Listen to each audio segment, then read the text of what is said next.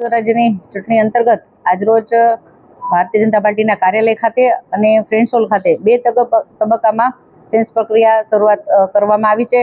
ખૂબ બધા આમાં દાવેદારો છે અને ભારતીય જનતા પાર્ટીના ઉમેદવાર થવા માટે ઈચ્છુક છે અને આમ જો ગણતરી કરીએ, તમામ વોર્ડની ગણતરી કરીએ તો કુલ 575 લોકોએ દાવેદારી નોંધાવી છે। એટલે આ પ્રક્રિયા પણ ખૂબ લાંબી ચાલશે અને ખૂબ એમાંથી જે યોગ્ય ખૂબ સારા લાયકાતવાળા જે કાર્યકર્તા હશે એમનો ચયન કરવામાં આવશે। સેન્સ પ્રક્રિયા બાદ પણ અમારી જે સંકલન સમિતિ બેસશે, એના પછી બૃહદ સંકલન સમિતિ પણ અને સાથે સાથે પાર્લામેન્ટરી બોર્ડ પણ, એટલે ખૂબ જટિલ પ્રક્રિયામાંથી પસાર થઈ અને યોગ્ય ઉમેદવારની પસંદગી કરવામાં આવશે।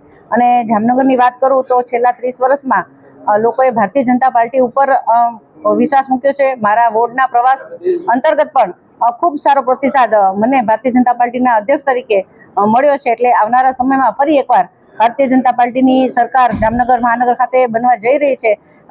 એ હું અત્યારથી મને એવી આશા ને છે કે આ વખતે પણ ભારતીય જનતા પાર્ટી ફરી એકવાર પોતાના વિજય નોંધાવશે।